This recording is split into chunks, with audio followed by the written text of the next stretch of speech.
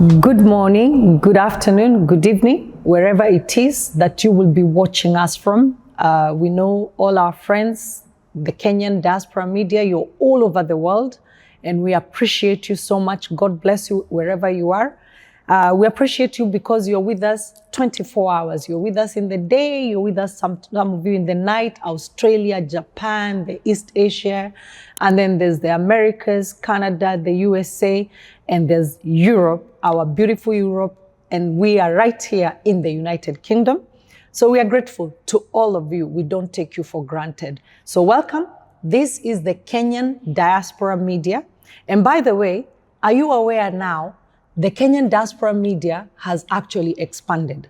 We are the Kenya Diaspora Group, the Kenyan Diaspora Group, and the Kenyan Diaspora Media is now part of the Kenyan Diaspora Group. Don't get worried. So we are just here to give you the stories as usual, to update you on what is happening in the diaspora, to bring beautiful people like Zeepee and her husband and what they are doing, the changes they are making towards Kenya and for Kenyans. So welcome, be with us, and you will enjoy this show. Today, we are in Barking. Yes. It's the borough of Barking and Dagenham, yeah. Isn't it? Yes, yeah, it is. It's one of the most vibrant places to live in the United Kingdom. Oh, yes. Yeah. Oh, yes, it is. Wow. Yeah. Yeah, I like Barking because I can come to Barking, thatched house, And have nyama and have choma. nyama choma. No, samaki. Oh, you love the fish. I can have tilapia. They also do Nigerian food now. Do they? Yes, they do. Tilapia with fish and everything. So yeah, they are in the borough of Barking and Dagenham. Yes. And I won't take too much from them. I'll let them introduce themselves because these are very wonderful people. And thank you because they are the ones who have actually invited us and given us this wonderful venue to speak in this venue, because this venue is very special. We'll be talking about that as we go forward. But let me start with, I'll start with you, Pastor, to introduce yourself. Okay, my name is Reverend Samuel Mugo Njoroge. I'm the senior pastor of Apostolic Evangelical Church in Barking. You're welcome. Thank you so much. Thank you so much. I know they always say ladies first here, but today I thought let's give honor where honor is deserved. So now let's come to you. Thank you. Hi, everybody. My name is Zeepee Mugo. I go by the name Ziporah, but I prefer Zeepee. Okay. So I'm the wife to Reverend Sam. And this is where we fellowship. Apostolic Evangelical Church Evangelical Church UK. Yes. Now, I just want to tell you, viewers, it is actually, I came in and I got very excited because it's a beautiful place. It's gigantic. Massive. Yeah, it's massive. Yes. It's very quiet. I love to think about coming to church and nobody tells me, you know, where I go to church sometimes, next door neighbors are, they are too loud. Here, nobody's going to complain. Everybody is loud. No one. Wow. So tell us a little bit, Pastor, because I believe you're the leader of the church. Yeah? Yes. Okay. And so tell us a bit about the church, Apostolic Church. Where are you coming from into the Apostolic Church? Apostolic Evangelical Church was started in the year 2005. And it has been a journey. 2005, it was started by two men of God who have relocated back home. That is Reverend Stephen and Reverend John. They have relocated back home. They registered the church and started in the year 2005, and it has been a good journey. Apostolic Evangelical Church has grown from strength to strength, and it has taken the hand of God. And where we are today, it is the hand of God, not the hand of man, because anything that will involve God, it goes beyond the mediation and how men things the far as you can go as a church. So that's the far Apostolic Evangelical Church has come. We have seen it growing from one area to another area. So the church was started in the year 2005. That is actually 20 years ago plus. Yes, 20 years ago. Yeah. Wow, okay. And right here in Barking and Dagenham? No, it was in Newham. Newham. Newham, so that's East Ham. Okay. Yeah. So East Ham is where the church started then? Yeah. And then the pastors who started the church then, reverends, Yeah, the reverends. they both relocated back to Kenya. Yeah, they relocated back Kenya. So that's when, so tell us then, how did you come in before I put words into your mouth? Reverend Stephen relocated back to Kenya in 2018. Who they have been working together. They are brothers, actually. Reverend John and Reverend Stephen, they are brothers. Okay. Reverend Stephen relocated back home in 2018, and Reverend John relocated back to Kenya in 2021. Now, how I came in, Reverend John is the father to my wife. Beautiful. So that's how I came in. But I have been a pastor for some time. Okay. Before even I came, one of the anchors to Ziporah had been shown by God that is a young man who is going to come. They don't know when, and they don't know the time and the year, but he was shown that I'm going to come. And nobody knew when I will come. So when I came, the church was not handed over to me because I have married my wife, who is the daughter of the Reverend who located back home. It is how you prove yourself that you can be able to manage the church. You don't become a manager just by education or by you knowing things. You have to prove yourself that you can be able to do it. So by proving myself, the church was handed over to me in 2021. Okay. And since 2021, and here we are. Wow. So Zeepee, your husband was seen before he became your husband? Apparently. Wow. So tell us about that. So, your journey. So you're the pastor's wife. So how about you, from where, so where do you come into the church? We understand your father was, one of the reverends. Yeah, so my father is a reverend and one of the founders. So I come from the background, of course, of a Christianity. As you can see, my mom and dad, it's all about church. So it's all about Jesus. It's all about Jesus. So my background is all about, Christianity, church, ministry, things like that. So I met my husband 2018, but we got married on 2019. Okay. So we got married 2019. My story is quite long, so we're not going to go into that today. Okay. But maybe one day you'll come and then we get to talk about that. So when I married my husband actually was pastoring somewhere else before we got married. Okay. So he was pastoring somewhere else. So I was in East London, he was in Croydon. Okay. So I was one person who never wanted to relocate to go to any other place. I'm so used to my I understand. East London can be one place you don't pull out people. Exactly. So we was like, should I go to Croydon or should you come to East London? So we decided, let's just come. My husband will move to East London. So we got married 2019. So we started going to the church that my dad was, pastoring that time, which is this church. Yeah. So at that particular time, so you're the one who won the soul into Apostolic Church. So pastor, because his background was not for once, so she's the one who won the soul and brought the soul to Apostolic Church. Yes. Praise God. Okay. So even though when he came to church, he's not one of those people that I'm making a loud noise that I'm a pastor. I'm here now, I want to be recognized as a pastor.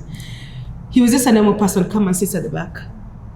Even during the services, we just go to church as a normal, normal husband and wife. It was normal. But that's what you are. You're just Christians. You're coming to church. Yes. So where you sit should never matter. So us, we were just like that. Okay. We were just normal people, go to church. If we have to do some responsibilities, of course, we were there. And I think that's when I think my dad saw it, it's better now to start, at least even just, I don't want to say lecturing because he's already a pastor before we come, but then again, there is one thing, he was pastoring a different church, a different organization, and then this is another organization, and it's good to actually understand you don't move into an organization with the mindset of another organization. So definitely you have to be, walked into the new organization. So so he started walking, like the journey started. So we're training there. This is how we do things. This is how, So he was introduced to Archbishop, who is back home. Okay. Who is the Archbishop of Apostolic Church? Okay, Apostolic Church Archbishop. So all over the Kenya, he's our main Archbishop. Okay. So he was introduced to him, and then that's how the journey started. All right. So now let me hold you up there. So Apostolic Church is actually like a branch of a major fraternity that is in Kenya. Yes. Is it in Kenya only or across the world? Across the world. It's across the world. We even have some of them here. Okay. Different branches. We have in Slough. It's different places. Are you under the same management, or so you confined to the management of the Apostolic Church in Kenya? Yes. Okay. Yes. Under Bishop Gatimu. Yes. Oh, precious, beautiful. Because it's good for the whoever is hearing you too. Someone might be there and saying, okay, they don't know whether you're just you just took the name because this is UK, so you just probably took the name and registered it. It's good to know that it's a branch of a church that is actually in Kenya. For those who are listening and they're coming anew to Barking and Dagenham or to the UK, there's an apostolic branch in the UK. Yes. All right, okay. Yes. So now, and now you came and started. You continued in the church that already was already started. Yes. So that was comfortable, or how was that? Because it was already set up. You just had to take over a place that was set up. What I will say is, when you go somewhere and you want to explore, you have to learn first. If you don't learn before you start doing things, you will crash. And when I came to Apostolic, I had to go through some journeys. There's a lot of introduction which was done to me by the Reverend John, who was here by then. There was a lot of training that was done to me by the Reverend John, so that I can be able to understand what is apostolic. Because my background is full gospel. Okay. That is why I gave my life to Christ in full gospel. And something that I have learn in the journey as a Christian and as a minister, it is, if you want to go far, learn from the people who have gone ahead of you. Oh, definitely. If you don't learn from the people who have gone ahead of you, then you will not be able to make it. You don't just become a leader because you feel that you can be a leader. But you become a leader because you understand the journeys that you have gone with other people who have been there before you. Right. So that's how I came to Apostolic, did some training, and here we are. All right, Precious. Now, where we are is a beautiful, excellent, really large building. Yes. In fact, actually, it helps a lot with the sound. Yes. Because it's quite large. You I can see you work in progress. Yes. But you have really excelled in this place already by God's grace. God chooses Himself a place and causes it to excel. Yes. But tell us, so is this where you always were? Before we were in Abbey Community Center. And this is how it happened. In 2024, we had a conference, a general conference, where our Archbishop comes. So there was a lot of confusion because in the community center, we were not allowed to have the conference because the conference was in the evening. Okay. Limited time. Of course, we've got limited times. So what happened is we had a conference in another place. And then the Sunday service we had it in the community center. So it was a struggle for us to move, we had to hire move people from point A to be. Archbishop doesn't go somewhere just like that. He comes with a group of people. So we had some visitors from United States, and we had some visitors from Kenya. We had about 7 or 8 people together with Archbishop. Yeah. So it was a struggle for us, even the visitors who had come from other churches, our churches of Apostolic in So other branches of Apostolic in the UK. It was a struggle because most of them, they are not in London. So it was a struggle for them from the hall where we are to the church, and from the church back to the hall. So you now have this big gathering, and you have gone to a different place because this one doesn't accommodate. Yes. And then people are coming thinking this is where you are, and then they come and they don't find you. Yes. Wow. And it's not a one-day thing. And It it's a was couple 3 of days. days A couple of- conference. yes. Yes. Wow. So there was, in the process, then you're losing out on the ones that can't call and find you, and they think you even lied. There's conference na hakuna conference. Yes. Wow.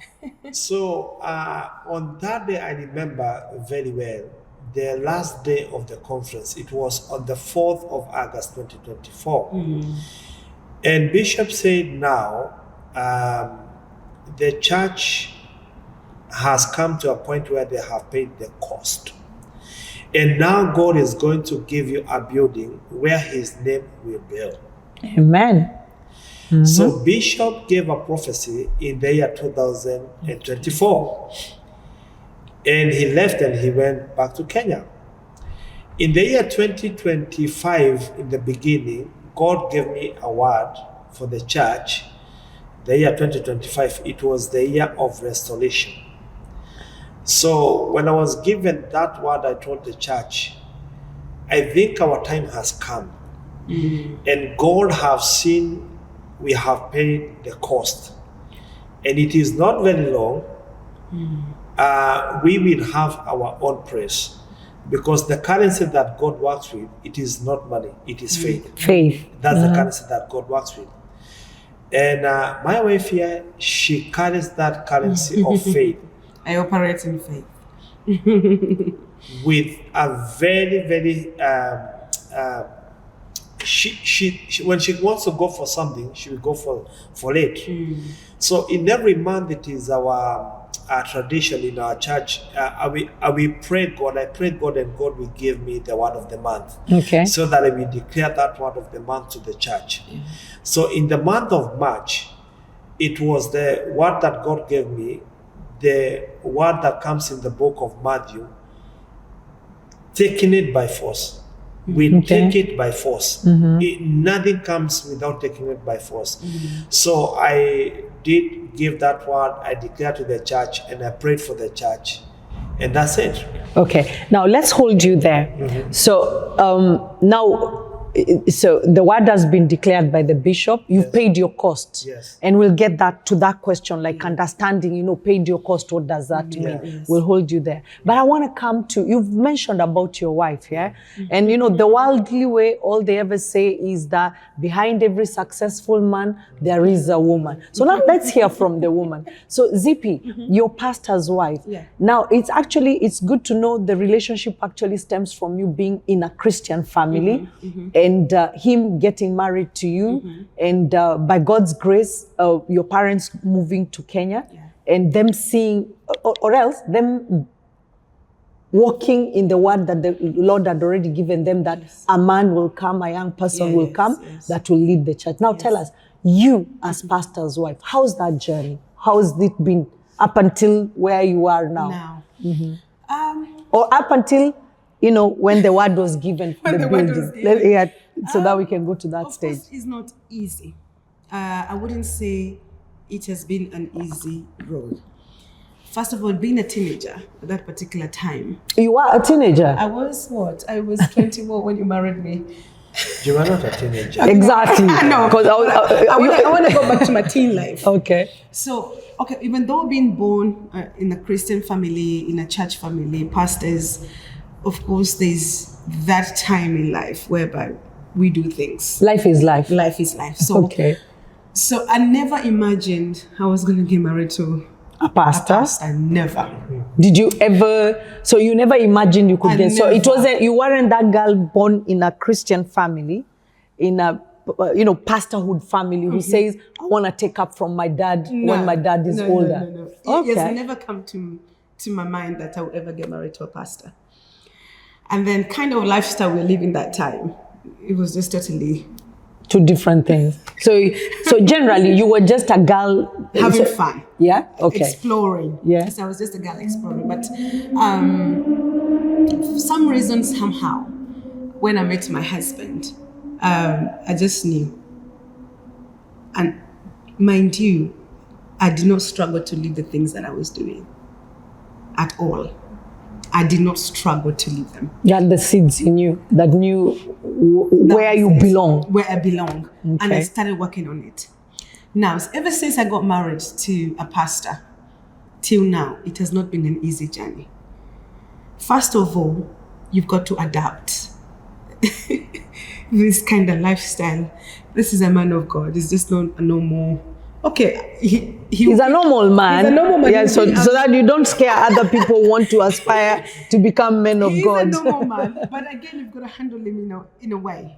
You also have the confines and environment of him being the person people are looking up to. So you can see when he's in the crowd, he's no longer your husband now. He belongs to the crowd. He's the father of the crowd. He belongs out there. So you just have to release him to be there. So when he comes back home, then he is a husband. But again, sometimes he still have to remain to be a pastor. He's your pastor at home? He's my pastor at home. Okay. But again, we have church members who have problems. So you'll find out there's always maybe a phone call coming in. There's always, I need help. There's always, you understand those kind of things. So it has not been easy balancing marriage life and being a pastor. And mind you now... Are you a pastor yourself? I am not a pastor yet. But you're supporting... But I'm a supporting Well done, wife. well done.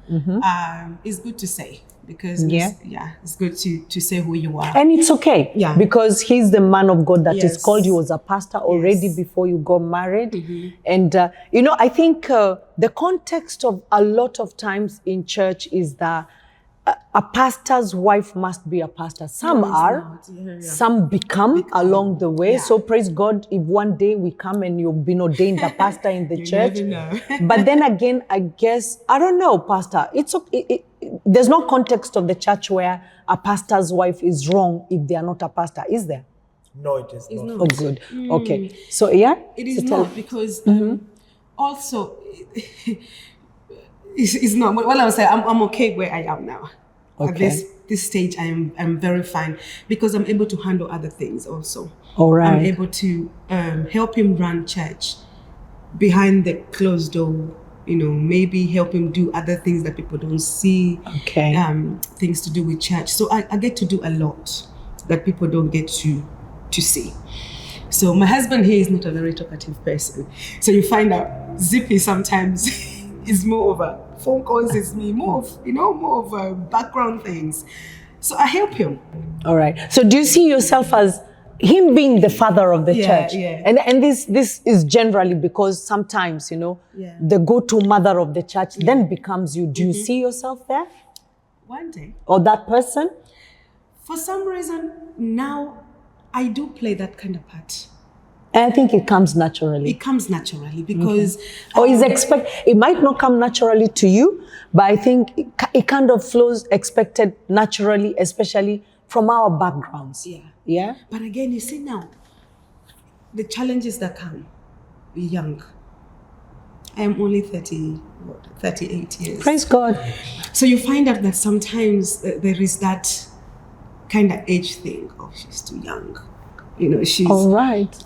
They're just young pastors who just, So there is that kind of challenge kind of thing. All right. So do you get the challenge? So you see it? You see it. Okay. You see it because sometimes you have members who are more older.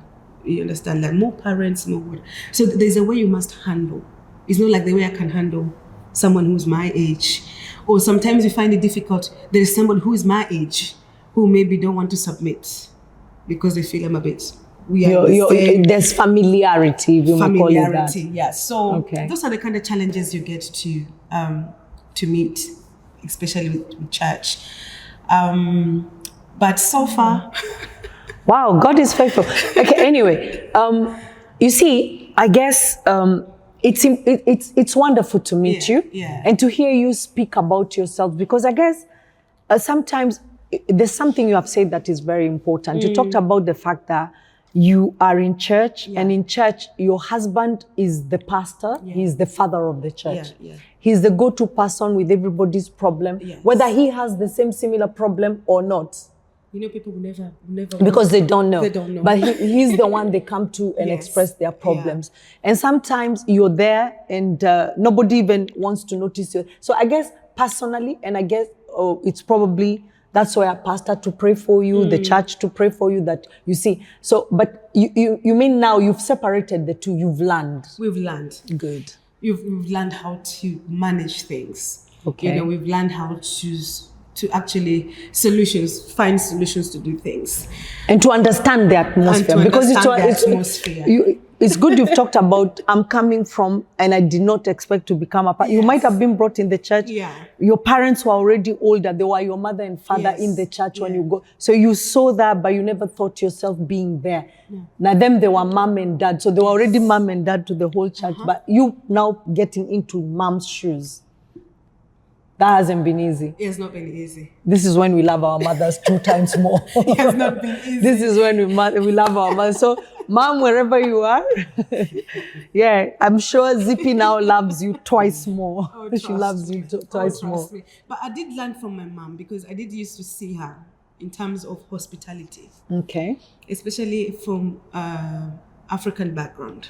So you find like Sundays, there used to be a lot of people at home. After service, there's cookings, there's washing, there is those kind of things. So in terms of being a pastor's wife, there's also that thing that you need to have hospitality, how to look after people, how to feed people, how to make sure they're okay. So is that done in the church, or does that also cascade at home?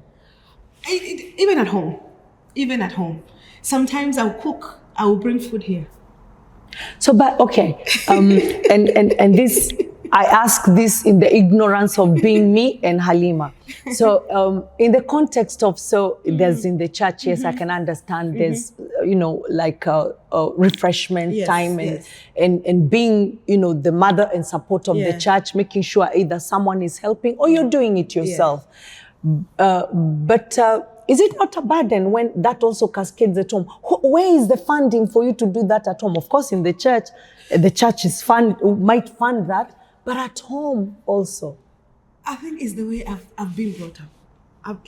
I've been brought up seeing my dad doing that. My dad was never a person whereby money is a problem to feed people. Never. Wonderful. So I've learned that, I think, and I took that from him, whereby I wouldn't even ask. I would just tell my husband, we're cooking tomorrow for church. Let's just go and buy. So we just go and buy. Apostolic Church, you are very lucky people, because as you have heard, your pastor's wife, she's got the heart and she's got the will for you. There's a time I'll cook. My husband is my witness. I will cook. And they'll come and ask me, how do you do this? And that Sunday morning, I'm coming from work. I've come from work in the night shift. But that Sunday morning, I'm just feeling up today, I'm just cooking. So I'll just cook and bring food for people. That's just me. No, that's just not you. That's just you accomplishing the call. Yes, and I do it wholeheartedly with no... Wow. Okay, now let's get to... So now we are in the community center. Yes. And the word has been spoken that... this is, you paid your price. Now, Pastor, tell us, you see, the man of God said you paid your price. What would that mean? For someone who says you paid your price, was it there was a debt there? Or what does it mean by you paid your price? Let me just break it into 2 factors. Factor number 1, paying a price means that you have paid the cost of what you desire to have. That is number 1 factor. Number 2, it is where you are, don't become so comfortable. Okay. Because the moment you become so comfortable, if you look in the Word of God in the Bible, you will see there are two people who are mentioned in the Bible. I will just allow me to mention it. Number one is Elisha. Elisha was not called, and he did not even know that he is going to become a servant of God. So what happened to him? Elijah took off his gown, threw the gown to him, and left. So the decision was made by this man, there is something that I need to do, and that is why he followed the man. And there is another man in the Bible, mentioned in the Bible, and this is Aaron. Aaron is mentioned in the Bible as a mouthpiece to Moses. So he was supposed to speak on behalf of Moses. But when it comes by choosing, God did not choose Aaron. He chose Joshua. Oh, all right, Joshua. After okay, the death later. of Moses, he chose Joshua. Okay. So there are some people that we pay the cost, but the people who are going to enjoy the what has been paid before by the people who are there are the Joshuas. So the cost was paid since 2005 by our fathers who have been there before. So the two reverends who had been there, they've started the church, they've struggled, they made sure the church is standing. Yes. That's a cost. Okay. Now they have paid the cost. Now I have come and I have told the church now, we don't need to be comfortable where we are. We are just limited. We can't just be comfortable. We need to move. And also you're moving based on the emphasis of also, or the faith and the stamina of the word that has already been spoken for you. When a prophecy has been spoken, it is the word of God. It is a seed which has already been released. The moment you plant a seed, you have faith that the seed is going to germinate and grow. So you plant a seed without knowing if tomorrow is going to be summer or it's going to rain. You cannot say that I'm planting today because tomorrow is going to rain. Nobody knows about tomorrow. So when the word of God was spoken by Bishop, he planted the seed. It is for us to have faith. What has been spoken by God, it will automatically come to be. So you work on it now. We work on it. Okay. So it is our faith that we worked on it, and here we are today. Wow. So, and that's how, now, from community center to such a large place. This place, I'm looking at it, this can fill 3,000 people comfortably or over. You said 3,000. Oh, yeah. Okay, let me start 3,000. Aisles, big aisles, yeah. You know why my wife is saying you said 3,000. That's the word that God gave me, and the vision that God gave me, that I will lead 3,000 people. Wow. Okay. That vision, let me sit properly now. and I gave that vision and that word that God gave me in the year 2021. And trust me, when I was giving that word and the prophecy that God gave me, and that word when I was giving it to the church, people were like, young man, you're saying about 3,000. We are in the community center. You are not serious. Yeah. But I told them, I know what God has told me, and that is what I'm going to stick with. Faith is something else, yeah? Yes. When they say it's things, faith is the substance of things hoped for. Yes. So you had seen, and you were hoping. These people are wondering, what is he talking about? Yes. You are seeing in the faith eye. Yes. God does not give the word of vision to each and every person. Yeah. He gives the word of the vision to the vision carrier. And the vision carrier shares his vision with other people. And the people that God has given you, those are the people that comes to hold your hands to carry that vision. So God has given me a number of people that we are working towards the goal of 3,000 people. You don't need, all you need is the people to come. The space, the chair, I can see I mean, as in, even 3,000 will still feel very lonely out there. Yes. Because there'll still be space left. Yeah. There'll still be space left. Wonderful. Yeah. So, okay, now, considering, like I'm saying, I mean, as in viewers, I can only tell you what I'm seeing because it's large, it's beautiful, it's high up, it's very wide. There's loads of parking out on the, there's a whole street, empty place to park. There's a side inside to park. It's very serene and very, by itself kind of. So, when, a good place for church, a good place for concerts. Oh, yes. Have you thought concerts? Yes. A good place for movie, yes. Christian movies. Christian movies, yeah. Yeah? Good place for Christian movies. Yes. Let me not like it. I can tell you enough things, but this is quite a serene place to say this is a great church. Yeah. But why? Okay, you've told us already, you've answered. So faith brought you to a great place from a small place. Yes. It is. You saw it, you believed it, yes. And you're here. Yes. So tell us, how did you achieve it? How we achieved... because how big it is, and you said you were in a small place. Yes. How did you achieve the big place? And we're not so many either. That's what I'm thinking, small and big. When I gave the one in the month of March, my wife took it upon herself.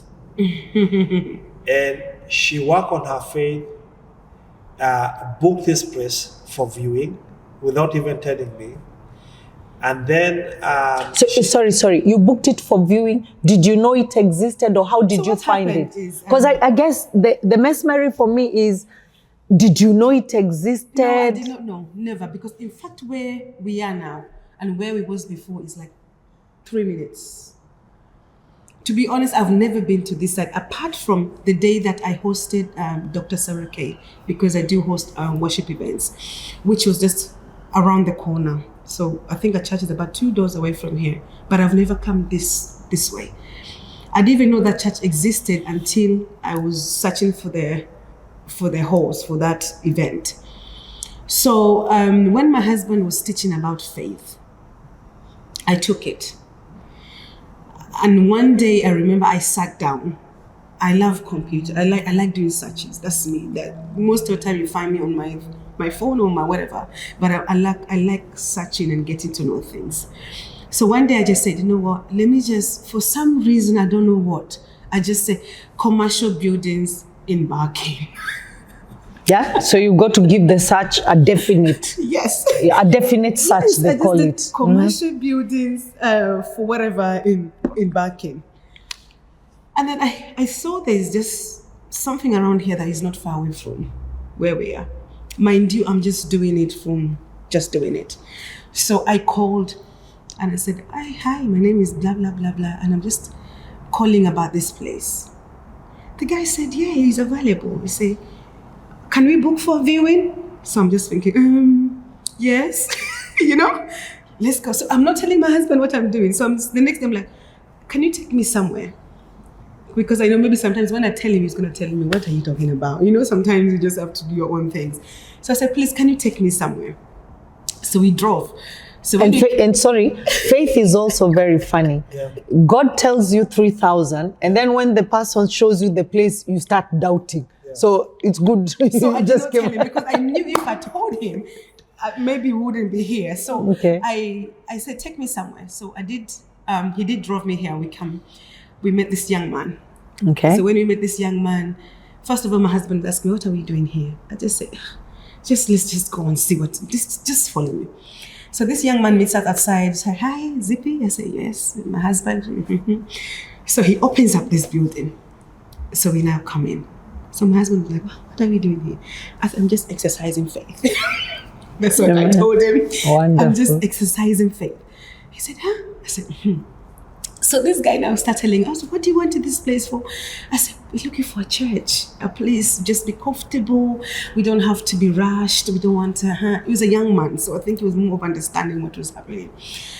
So now my husband, I think he was like, okay. So he quickly moved to your level, to where you are right now, with understanding. Yes, I was like, okay. So we went ahead and said, how much is this place? The figures, first of all. Me and my husband looked at each other thinking, okay.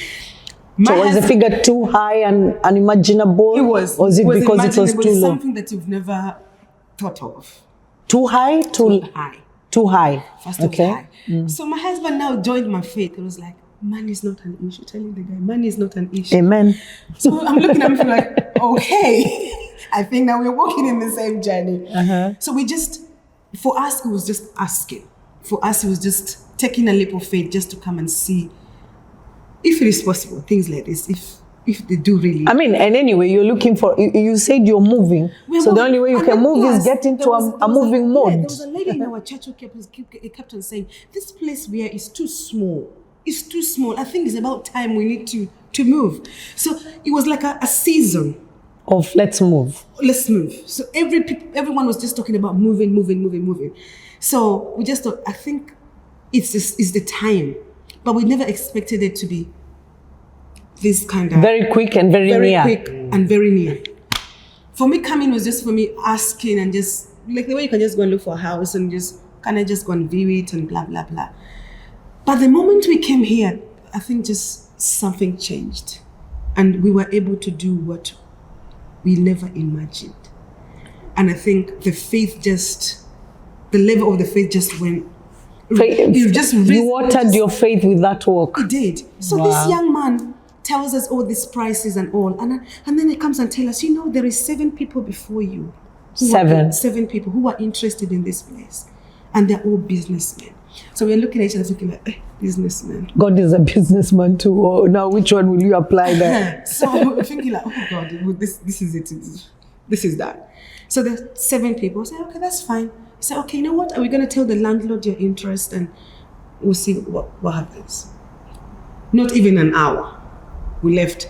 The guy calls us back and says, you know what? The landlord is not interested in the 7 people.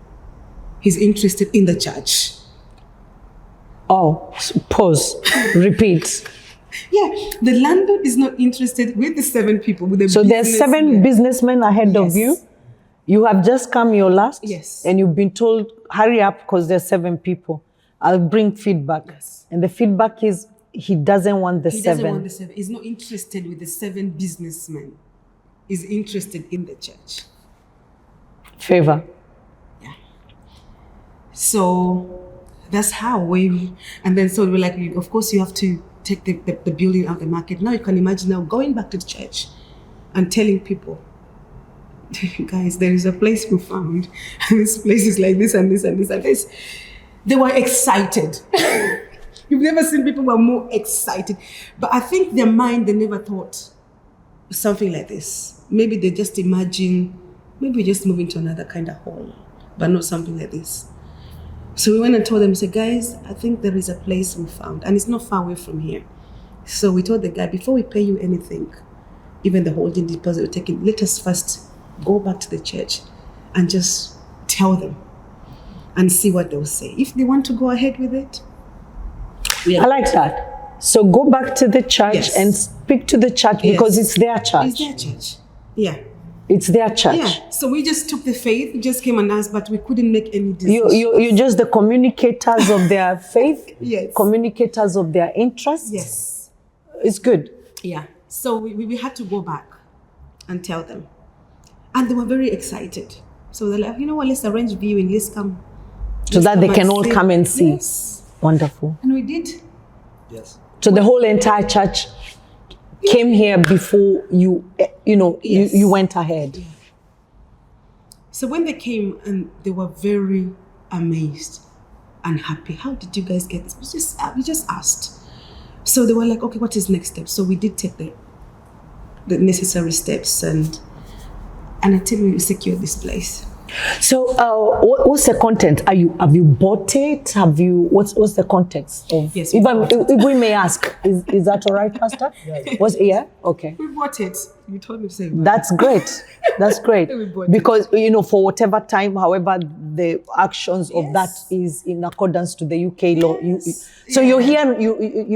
You're not here per hour. You're not here morning and afternoon. 24 hours. Apostolic Church. Days. outside and that's it. Yes. 365 days we're here. A great journey. Yeah. Oh, yes. So that's to say when people work together, when people believe in each other and people believe in God, God exceeds our expectations, like the word of God says. Yeah. Is that how you take it? I mean, as in, word was spoken, but what would you tell the world now? What I will say is, let us not doubt God. Yeah. God is there and He listens. When you ask Him for something, He listens and He will give you when the light time comes. If you want to succeed in your life, don't rush by doing things without doing the things in the right way. Because if you do things in the long way, then you find you have done a mistake in between, and the loss is going to be yours. Mm-hmm. So when we brought the church here, and the church took it and said that we have seen now the vision is working. Mm-hmm. And we did not know that the vision was this big. Yeah. The other thing that we did after we have brought the church here, I called Bishop, Archbishop, and I told the Archbishop, we have found the praise as you spoke last year. And he said, I would love to see the praise. So I drove here, I came, I called him on a video call. He saw the praise, very, very happy.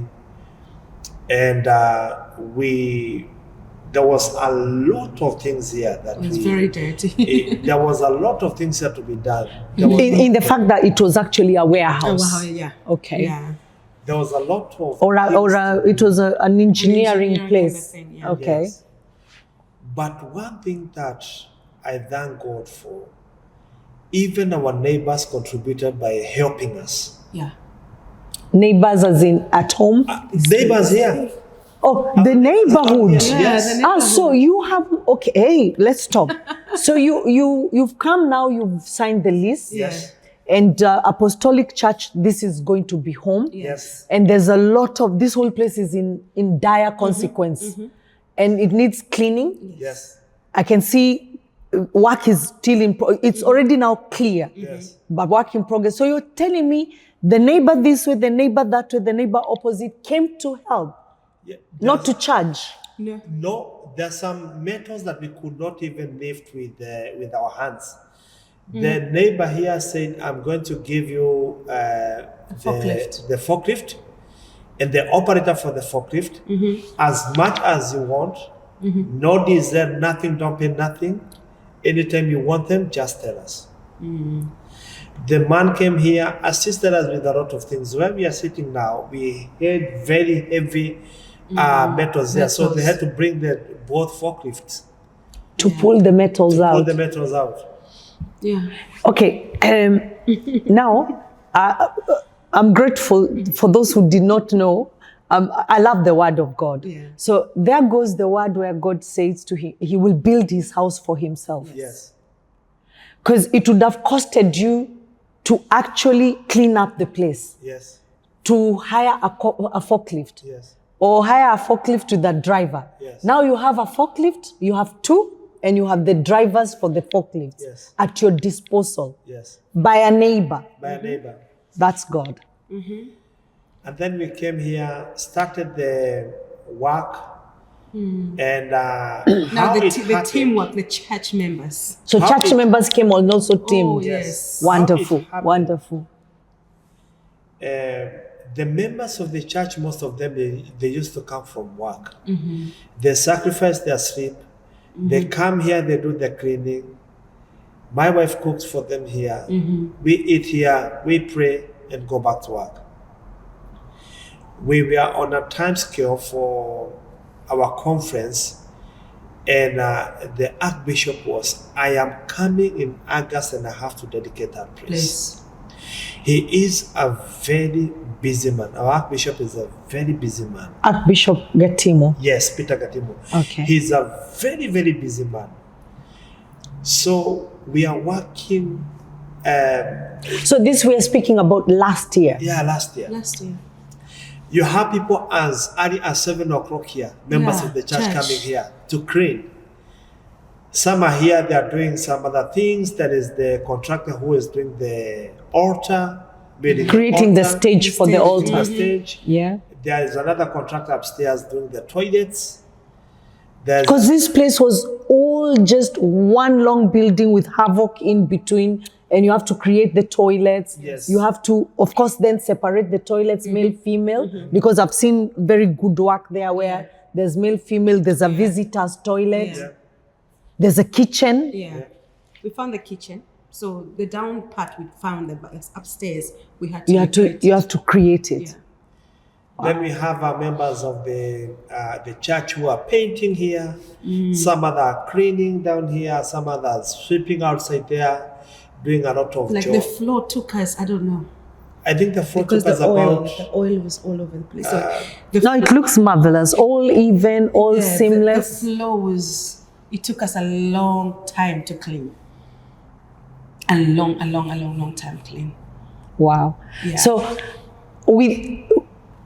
to the members of the Apostolic Church, I just want to also hold there and just say thanks to all of you because, you held your pastor's hand, your pastor and his wife, you held their hands in helping you achieve what you wanted together. Yes. Because it's not, do you consider the church yours? I should ask that. Is that your church or the church of God? The church of God. It is the church of God. We have been entrusted by God to lead the church. Yeah. But the church does not belong to a person. The church belongs to God. Yeah.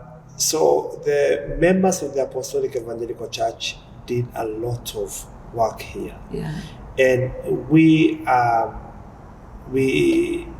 really appreciate what they did. Yeah. With a lot of humility because of the sacrifices that they gave. And they never complained. Their finances, their time, and their prayers. And one thing that I remember is we used to start with prayers, and then we start working. Nobody to supervise us. You do this, you do this. We eat together, and then we finish with prayer. Wow. And that is how we made it where we are today. Do you think, so working together, praying together, has that brought the church together more? Has that been effective? How is that atmosphere? What has it created in the church? Has it brought you together? Yeah, unity. One thing I have learned with the church, it shows the unity of the church. Yeah. And it shows that this work does not belong to the pastor. It is for all of us. And we are here to hold hands together so that we can be able to do what we can to make sure that the work of God continues. Because if it was me and my wife, we could have not done it. So we could have gone outside the premises to go and look for people, to hire the people and come and do the job. But the members of Apostolic Evangelical Church, they did their level best. And they've done a very good job. Once again, kudos to the members of the Apostolic Church. God bless you, because you have actually done an amazing job. If this is what it was on the photos before and this is what it is now, this is a magnificent theater, ready. Like I said, I can see, I'm just seated here thinking the next musical concert. People shouldn't struggle to find the musical concert. The next time there is, all these events that we do in-house, indoor events, weddings. There's plenty of weddings that need to happen this year in the summer. They don't need to go far away because this place is perfect. Round tables, square tables. I can imagine this place would squarely fit a very good number of up to 100 tables comfortably. Without squeezing. Sometimes you go to the hotels and you have to squeeze here and there. It's perfect. It's spacious. It's perfect. Now, okay, so the building is yours, 360, you know, like there's no one who's going to come and go. So, but tell us, I mean, outright, you are able to raise the money and buy outright, or do you actually also have to pay like into it? Like it would be a mortgage or God blessed you and the whole amount and you are able to excel with it. No, we have to pay into it. So you have to pay into it. Yeah. So how is that? Challenging.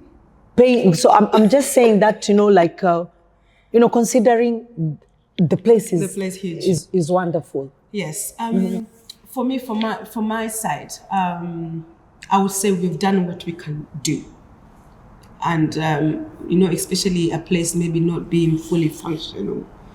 Sometimes we find they've got to come up. Because you didn't have a chair. You didn't have a chair. You didn't have a stage. You didn't have this carpet. You didn't have the carpet. We just... You didn't have heating. At all. Or you didn't have fans because there's winter. And there's summer. Winter came and you got achieved in... Or summer came. Now we struggled in winter.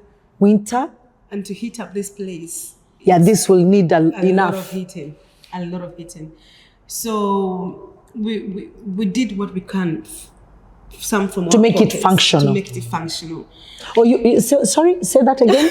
Some from, when you say from your pocket, everybody in church, or also you, the pastors, as for yourself? Me and my husband pockets, from other members of the church pockets.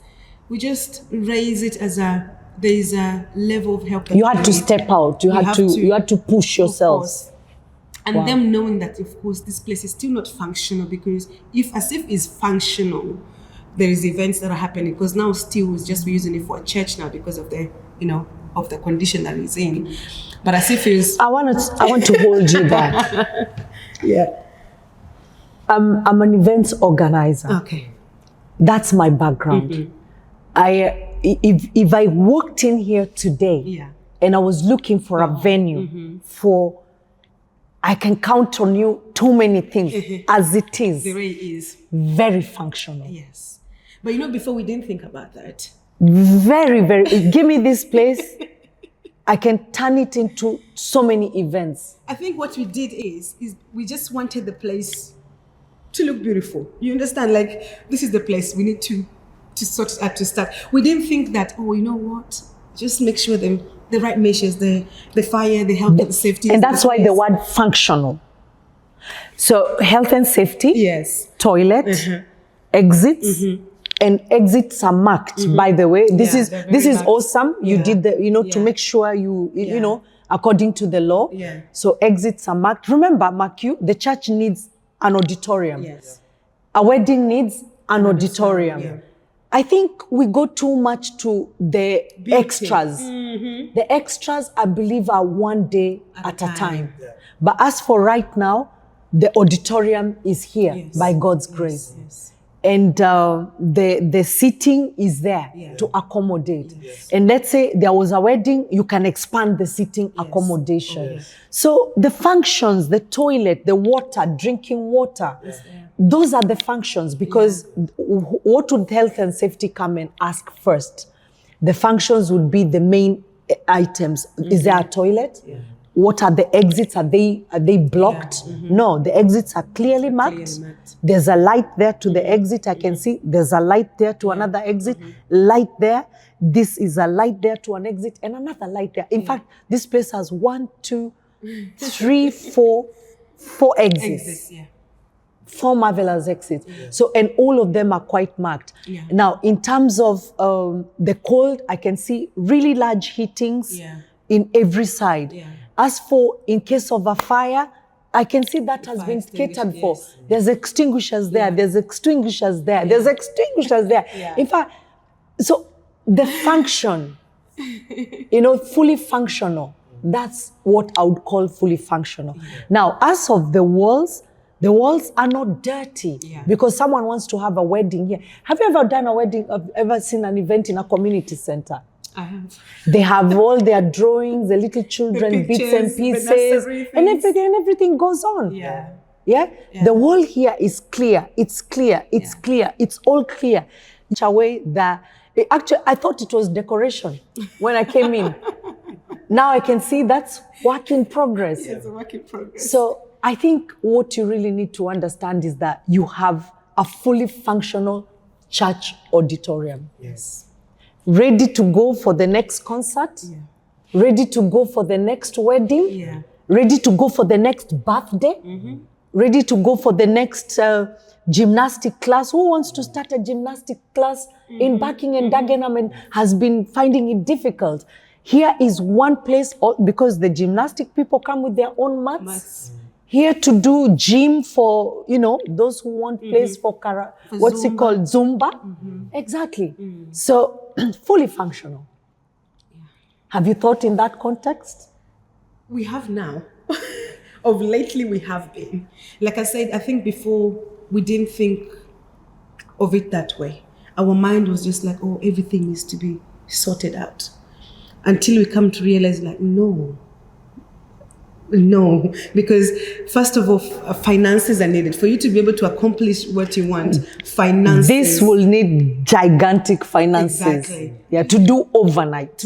Trust me. So we had to come down and think like, I think it's about time we need to start doing things bit by bit, because if we put everything together, it becomes. And go back to the faith. Yes. That you came here, 7 people were ahead. First of all, you did not know where you were going, but you were supposed to go because it was spoken for you to start moving. Then you come in here, there's 7 business people, probably, property managers, and the owner says he doesn't want the ones with the money, and he wants the church.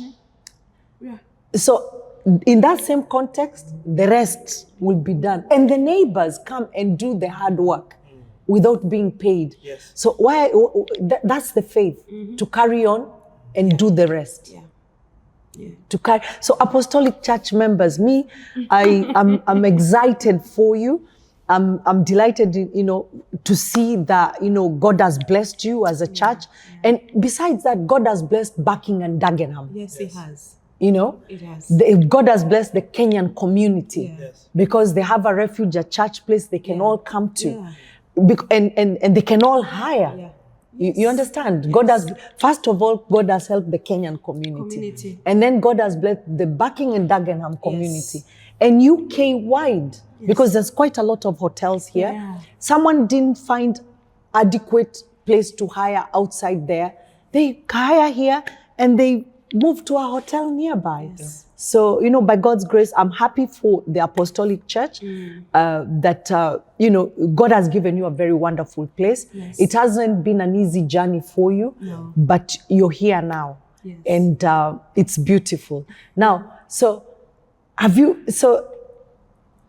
to be able to manage, tell us, how is the management? Being able to do next Sunday and next Sunday with the context of the pain, where are you at? One thing, let me first start by transition. Transitioning from a community center to now your own building, it is not that easy. Because you'll find there are some challenges in transition. A lot of challenges. So it is not something that you just wake up in the morning and everyone has accepted that this is a transition that we have to.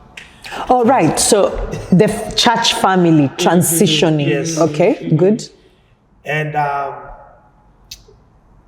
the paying and the management of the building, it is not something which we say it is hard, because what you say, it becomes. If you say something is hard, it's going to be hard. The word of the mouth, it becomes. Because the tongue has the power to build or to destroy. So it is a manageable thing. It is the process of transition. That is what we are now. To have that meant that we are transitioning from now the community center to owning. It is like that And man. changing people's mindset. And you're owning, but it doesn't look like the finished product. Yes. So that's also another problem. It is like this man in the beautiful gate. The man who the pastor of the synagogue was passing him by in the beautiful gate and giving him alms. But Peter comes and John and he says, now this is not where you belong. So we need to transition you from where you are. And now today you have to go in the synagogue. In the synagogue. So, and this man enters, and the first person to see him is the man of God. It is the man that I left in the beautiful gate. But now the man has transited. He is the synagogue, worshiping now and jumping. And the other people realize this is the same man that was at the gate. The beautiful gate. Now, that season of transition, that is where we are now. It is not hard to manage. It is not hard to make it happen. It is that season of transition. So, candidly, so transition, and I understand, I've had, this is actually, good to think about, because I'm sure there's other churches there that have probably have not probably had the same faith. And this is a very new thing. I've never really had the opportunity to actually speak to, a church family or a church pastor before in this experience of, up in this platform. So when you're transitioning, have we all transitioned, or have some, been lost on the wayside? How has that been? There's some who said, no, when you finish, call me back. Canaan. So we are going together in Canaan. Are we all in Canaan, or did some drop off in Egypt? In the season of transition, there are three things that happens. There are the people who believes you and go along with you to the end.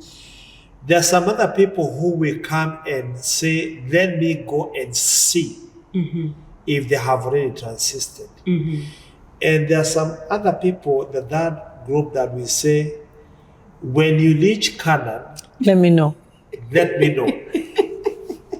So in the season of transition, you will find those people. And all those people, we have them, and they are our own.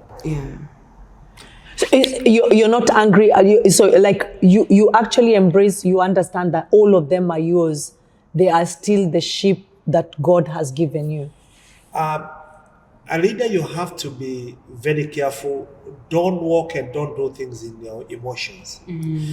Because the moment you do things in emotions, then you will not be able to lead the people that God has given you. God entrusts you to the souls that He has given you to feed. And you are not supposed to be led by emotions. The disciples were led by emotions. And one day they said, Jesus, you don't even care. You are just sleeping as we are about to drown. Capsize. and Jesus wake up and say, you are being led by emotions, and He stops the wind and the storm. And then they start asking themselves, what manner of man is this? That even the storm and the wind, they hear Him. But because Jesus was not led by the emotions of these people, so I am not angry with any person. This is home. And our motto is this. This is where we believe, we belong, and become. So because you believe in your home, and that is where you're going to become. And then you belong. So that is where you are supposed to belong. So each and every member of ours, of Apostolic Evangelical Church, in that season of transition, that say that let us know when you reach in Canaan. We are already in Canaan. Okay, so let them know we are already in Canaan. We are already in Canaan now. Karibuni. And this is where you belong. And Canaan is looking beautiful. Canaan is looking beautiful. Wow. It is important to actually be able to, to learn the experiences of pastors like you. Because I guess sometimes, number one, we are at a time in the world whereby politicians are not trusted. The church is also not trusted. That's true. Pastors are not trusted. And, it becomes very difficult also. So when, you can understand for those who get left because they're probably thinking what's going on, because they probably haven't caught the vision. But praise God and thank God for the ones that have caught the vision and are excited and were looking forward to dash and get where you are today. So having this experience and conversation is good to know you are human beings like any other, and that the process hasn't been easy. It's probably going to pull you in too many ways, finances, putting the money together. So first of all, tell us, putting the money together to get this place at that time when that man said, I'm removing the 7 and you're the only one. Did you have to do a fundraising? We didn't do a fundraising, actually, a church fundraising, yes. Just so the apostolic members fundraising. Just amongst us. We didn't call out, just amongst us. We did. You people are full of faith, yeah? Yeah. We are not many, but one thing I love about us is the unity. When we come to speak, we speak one language. We speak in one language, and that's one thing that just kept us together. Wow. So we did manage to raise the fund that were needed at that particular time, and of course, some of them we had to sacrifice our mortgage, the savings that we had put up for mortgage. So you, the pastors, sacrificed your mortgage? Yes, we did. To be honest, this is the second time I know of pastors. I won't disclose too much, but I know of pastors in Crawley.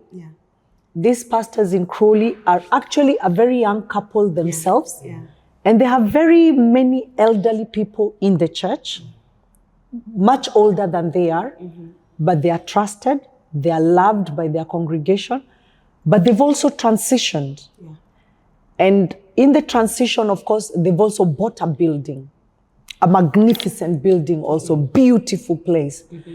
But of course, the members actually don't know something that I'm grateful that I also know. Some members, some probably do know, that actually more than probably half of a year, the pastors actually went in arrears on their own mortgage. They already had a house. They were not saving to buy.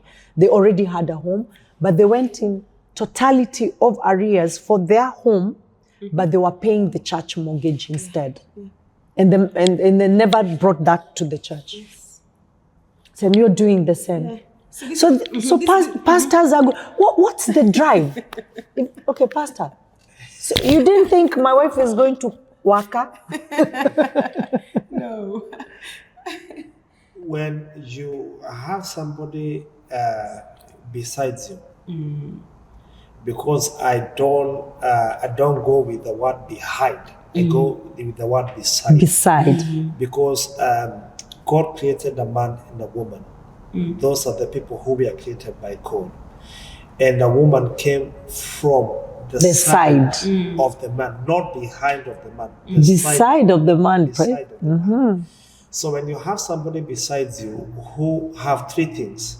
Number 1, she prays for you. She trusts you. And she is there to support you. Then you're good to go. You understand your vision. I have known many people. Actually, I'm in the ministry for 20 years. And have known a lot of people in the ministry who have actually fallen into their vision. Their vision did not make it because they didn't have people to support them. Especially if you don't have, the support has to come from your house first. You cannot tell people you have peace when you don't have peace at home. Peace starts from home and goes beyond home, your house. So when I spoke with my wife and I told my wife, this is the sacrifice that we need to do for God. And we had a time plan that we had. That we had a time that we have set that this is as far as we can go where we are. And even members of our family knew that this is as far as we have planned to go. And they knew where we are. They knew that we are about to have our own. And when we decided, me and my wife, and she did not complain. And she said, because this is the work of God, let us go for it. And we went for it. And you understand very well, withdrawing from a mortgage is not that easy. There's an amount of money that you lose because the house has to go back to marketing. There's a lot of things that you have to pay for. There are some charges that you have to be charged by them. So we all sacrifice about that, and we say, this is not us. We are doing it for God, not for us. So tomorrow, if another pastor rises up, he's finding an apostolic church that has transitioned from a community center to this place, with the investment that actually included the current pastor giving up his own home to support, but you would still maybe transition elsewhere and leave that to continue. Yes. Wow. And that's how serious we are, because we saw, if God can allow the church to be here, when we had very serious businessmen who had money and resources, but God said, I am not limited by resources or the things that you see with your own eyes, but my limitation is not what you think. Because I'm not a limited God. He's not a limited God. not. You know, let's stop there. I can imagine. So how is it when you know, like, I mean, this is an industrial warehouse. It's in a very potential place. So I can imagine how many businesses would have wanted this place. This is a very lucrative corner of Barking. You know, so do people get baffled? How did the church get this place? Do they ask you that? Yes. On Tuesday, a lot of people. on Tuesday, we were here on prayers. Me and my wife had come here to do prayers. And a friend of ours who is a friend of ours, he has a photo studio. So he came here and he saw me. And I told him, my neighbor here knows me. He wanted to print a t-shirt. And I took him there to print the t-shirt because I wanted to negotiate on behalf of him to my neighbor. It happened the owner of that building was there. And he said, you know, I have been longing to see you. Are you the new neighbor, the pastor of the church? And I said, yes. And he was asking me, are you sure that is the church? And I said, yes, that's the church. Are you sure? He asked me 3 times. Because he's trying to contemplate how a church can afford to come here. Yes. And I told him, yes. And that man, the man who owns the company for printing, he said, I have been there in the church. Yeah. And the man was like, he removed his hat and he said, if you took that building, you're blessed. He put back his hat. I'm talking about an 81-year-old man. Wow. We've had people even call. We've had other pastors call us and asking, how did you guys get the place? Now, you can imagine trying to explain to somebody, we took faith. Or how God favored you. We just called, went and viewed the place, and the rest is history. And they're thinking as if we're not telling them the truth. Because they're telling us it's very difficult to find those kind of commercial buildings. We've been looking for I believe so, because for many years. In Crawley, I believe I come from a very I attend a very beautiful church, and it's one of the greatest community churches in Crawley. But I can also imagine how many years and how many times that our pastors had pursued such, you know, because this is wonderful for a church. You grow in it. Or you come in it and it's perfect. So if you're 3,000, you're well fitted. If you're growing in it. So Apostolic Church, you are actually very privileged because you are going to expand without feeling the pinch of, now there's nothing like putting people to crash on each other, you know? So it's a lot of blessing. Yeah. So I really want to say thank you so much for letting us know that you know your journey and all that. And Pastor, you're a very wise man. Yeah. I like, yes. yeah, you're a very wise man. I like, I'm honored to, we are all honored, the TKDM family, to have the privilege of speaking with you. Sometimes it's good to, we tell all kinds of stories, but we don't why not tell the stories about the success of how the church has also achieved? Because it could have been a business and would have been joyful to go and tell about the achievements of that business. Yeah. So we are grateful to be able to tell about the achievements of the church. And, we hope that, we can hold hands together, probably, TKDM family, Kenyan family. I mean, as in, how about, what can we do to come along together and support these pastors and say, how can we support them so that they have, maybe if they could give the church their mortgage, forget their mortgage and give it into the church. How about we also probably come along and support them so that they can forget 3 months rent or 3 months into the mortgage of the church? Yeah, because for yours is not a rental, is what you have to repay into the church. Yes. How about we also come, together and support? I'd love to see, by God's grace, the next biggest concert here. Amen. So I'm going to be speaking to people like my greatest DJ Duez. Imagine DJ Duez, you had a big concert here. He knows about this place. He's just not been here. Is it? But he knows so I'm already mentioning him.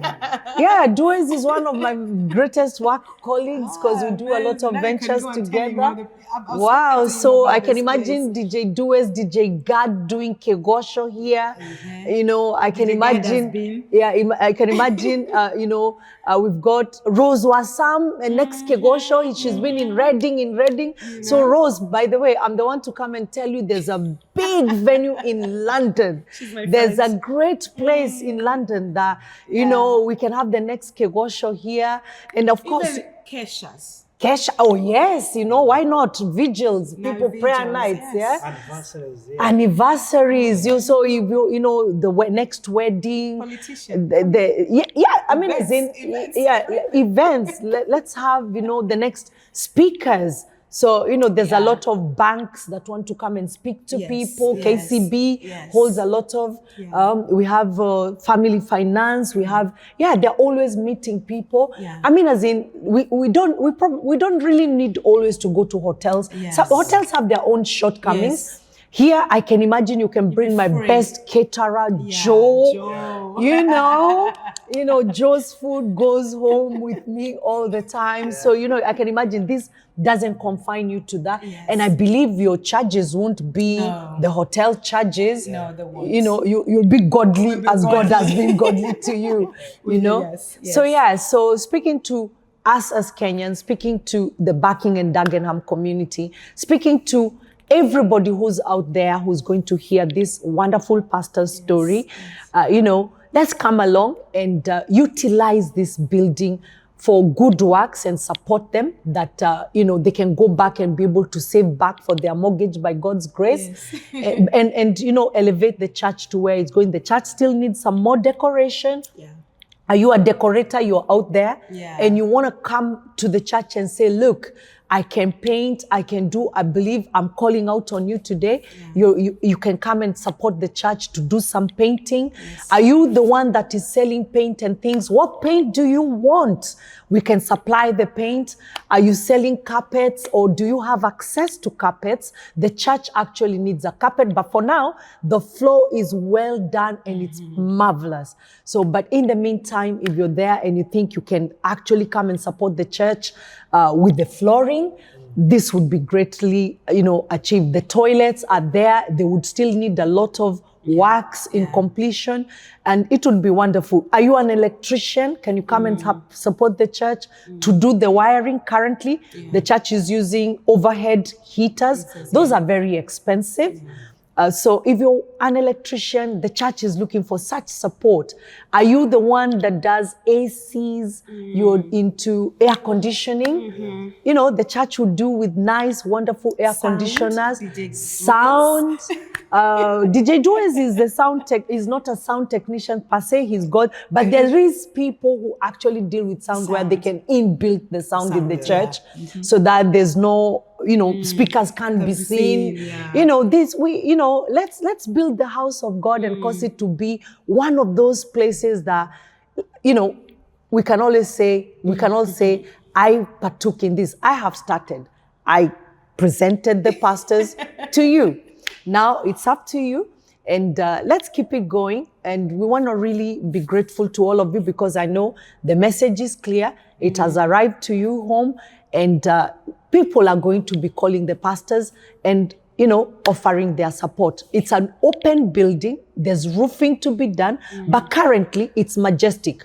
You can still hire this building for a wedding, functional. It would work very well for you. So come and see, and, you know, up to you, because I'm here, and if I lived in Dagenham, I would not hire another place. I'd come here for my birthday. I'd come here for a wedding. I'd come here if I had a dance class for exercise.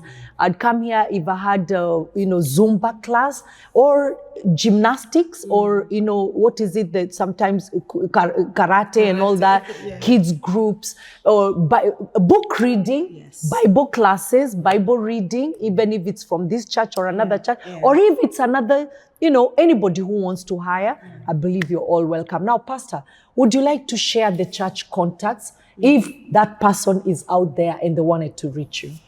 Yes. My number is 07453 22997. 07453 22997. That's my number. Currently we don't have a church number. That's fine. How about an email address, you know, the church email address, because I'm sure there's very many big people who will be contacting you. The church email address is Apostolic Evangelical. The evangelical has to be a J. Apostolic Evangelical Church UK. Let me repeat that again. Apostolic Evangelical Church.uk@gmail.com. But the evangelical, it has to be J. Not G. Wow, thank you so much. We appreciate you. That we have? You have a fundraising? Yes. Oh, wonderful, wonderful. We've already been telling people our way, but yeah, let's hear that. So we have a fundraising. We're calling Build what? Is it Build a Church for God? Yeah, Build the Church for God. Yes. So we have a fundraising on the 3rd of May, 2026. So it will be from 5. So after the people's services, wherever there, it's going to be a Sunday. So from 5 to 9, we'll be here in this place. So we just want to raise some funds so that you can be able to. It will be my daughter's birthday. 3rd of May. 3rd of May. Yeah, so we'll be here from 5 o'clock to 9 p.m. 5 to 9 p.m. Yes. So who's coming? Who's coming to support in all this? Who do we expect to come? So we've called friends, we've called family, and we're still reaching out to as many people as we can. And we hope that you make it. You're listening to us. If you're in Barking, if you're in London, if you're in United Kingdom, please do come. Outside United Kingdom. Outside United Kingdom, yes, do come. And also it'll be an opportunity for you to come and see the place for yourself. So, yeah. Wow, wonderful, wonderful. So it's an open invitation. Yeah. It's a fundraising, so that more work can be done, and you can be pushed forward. I believe that is actually important. Yeah. This is how we have built ourselves, our country, and it will go a long way. So you're all welcome, and thank you for accepting that, and I know you will be heeding. You don't need to know the pastors. All you need to know is that we are building the house of God, and we can all come forward. Yes. And if you have ideas out there, and you think you have an idea about how these wonderful pastors can be able to, finish this work, or how they can be able to fundraise, the idea is welcome. Just contact them.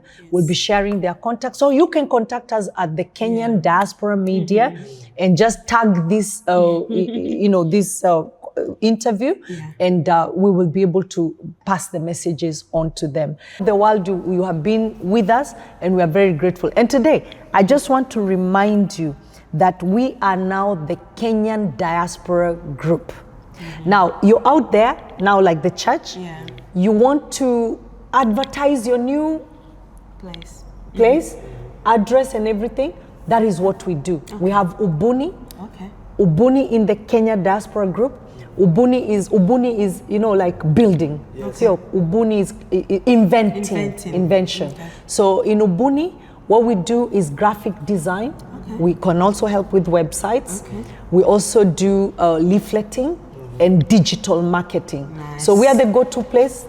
You can contact us. We're happy to, we have charges. And so because we are a company, that's what Ubuni does. Ubuni does media, the digital marketing, anything to do with websites, anything to do with videos. So what we are here today, whatever will go back and get done, it will be done by Ubuni. Now, besides Ubuni, we've got travel and logistics. Logistics is when events, planning, travel, and logistics. Now, you intend to have that day of the fundraising. We can do the logistics of that fundraising for you, the planning, the invitations. Like you said, yes, you're there, you're the support of the pastors, but I think sometimes it's good to take a seat back and allow some work to be done by the professionals. We will do digital, nice, beautiful invites for that fundraiser on that day and allow them to go as far. So in this context for us, you might have lesser numbers to invite, but we will invite everyone we have on our platforms. You can tell us who in particular, but we can also invite a wider range for you. So that's we'll be able to manage the event for you. That day you don't want to be running around and everybody asking you where is this, where is that. We can give you an event manager, and an event manager will be able to cater and look after your guests, look after the flow of the event, look after the management of the program planning. So that's another part of what we do. We also liaise companies, we liaise businesses to businesses. So on that day, if you speak to, we are going to share our contacts, and if you speak to our business development managers, they can talk to you about how you can also do fundraisers by being able to involve businesses, because businesses want to integrate with people, and those people are in events. They are also in the church. So, and all that can be done. So we have all this integration. So we'll share our details, and you will be able to see. And if you're out there, yes, we are TKD, and we are also the Kenyan Diaspora Media in the Kenya Diaspora Group. So the Kenya Diaspora Media is the one that brings you this content. They're the ones you see on the website. That's where we give all the feature stories about people. We write articles, and we also come with interviews like this. We do Diaspora Spotlight, which can be done in the United Kingdom, or it can be done in Kenya. So everything is in the Kenyan Diaspora Group. Amazing. Amen. Amen. All right. Amen. So thank you so much. Thank you. I know soon we'll probably be here. A different version of who we are to support you. But we are very happy to see you, and we know that this will be a different story after the fundraiser. Yes. Yeah? Wonderful. Thank you so much. Keep it TKDM.